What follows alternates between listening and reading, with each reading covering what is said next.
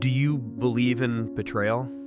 Do you use that name? I'd like to say no, but the problem is my father does.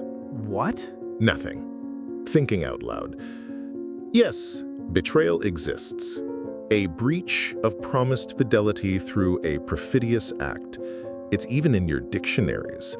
A very dramatic definition, I'd say. But that definition is archaic, a relic of morality based on possession.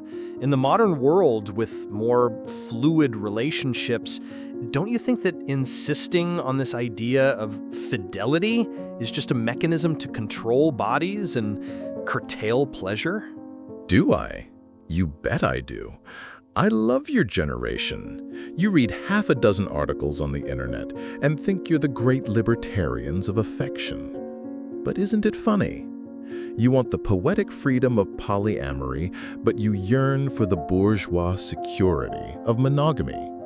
You want the right to explore your fantasies, as you put it, but you panic at the mere thought of your partner having the same fantasies with someone else. That's not what this is about. It's about honesty. Honesty. You don't want a new social contract. You want a social contract that only applies to others. And there lies the jewel of human hypocrisy, the foundation of my business. The social stigma against these practices, as you said, is much more malleable today. You could have open relationships, polyamorous ones, whatever you wanted. The contract could be clear from the start, but that's not what you want, is it? You want the prestige of monogamy and the pleasures of polygamy. You want to commit the act and alter the oath midway through. You want to engage in perfidious behavior and then modify the subtext. You want to add fine print to the contract after it's already been signed. Therefore, you want the bonus without the burden. And that, my dear man, is not about freedom. It's about the purest, most childish pride. It's not pride. It's about the sanctity of commitments, about the promise one person makes to another. Promising things before God, the state, the church, family, till death do us part, that has implications. Ah, the promise, the sacred contract. You people love to hide behind great institutions to justify your most primitive fears. Your monogamy isn't a temple. It's a peace treaty signed under the threat of emotional anarchy. It's Hobbesian philosophy for the bedroom.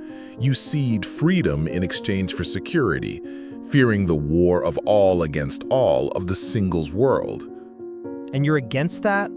I thought you liked lies, hypocrisy. Lies, not for contracts, not for pacts. If I broke my end of the deals I make, how would I run the largest enterprise on this plane? My dear fellow, what makes you trust me blindly is that I do exactly what I promise. I don't work in mysterious ways. I don't write straight with crooked lines.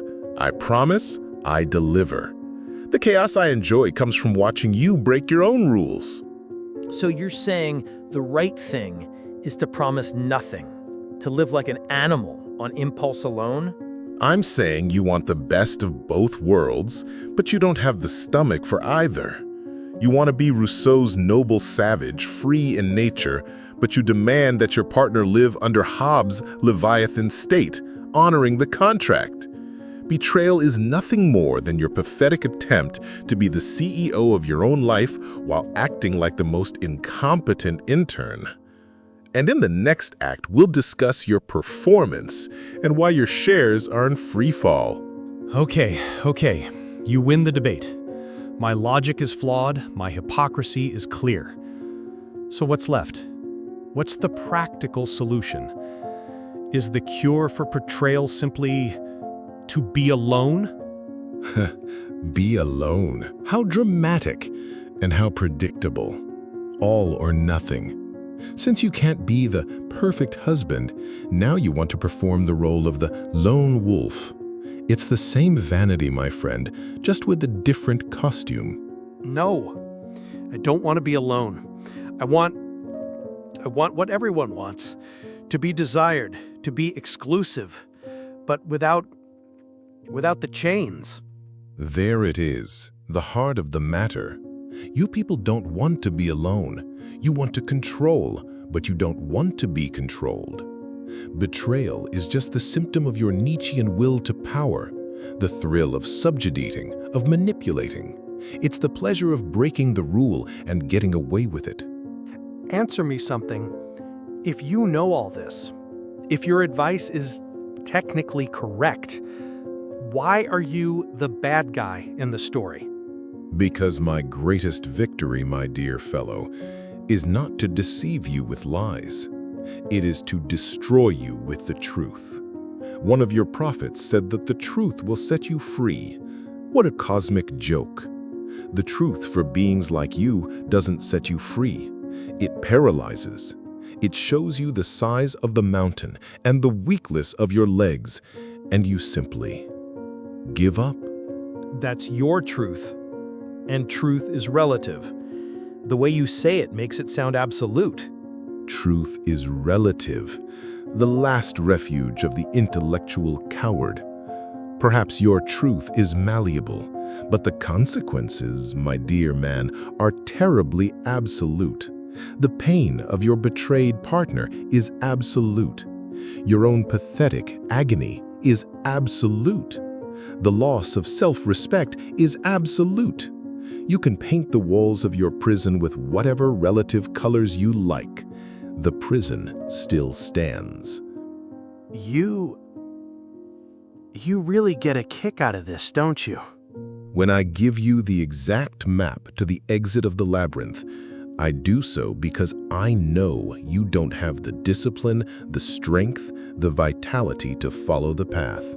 You will sit on the floor and weep over your own weakness, and that spectacle, the agony of a man confronted with his own mediocrity, is the purest form of art. It isn't help. It's me spitting in your face and handing you a banquet, knowing you'll starve to death out of pure laziness to lift the fork. He knows what to do, and he will do nothing. It is the human tragedy in its purest form. For him and for you, who hoard wisdom as a shield for inaction. A final riddle. I am the map that shows your lonely cell, the painful truth you know you'll never tell. I grant you all the wisdom to break free, but I'm the mirror of the man you'll never be. What good is wisdom if the will is dead?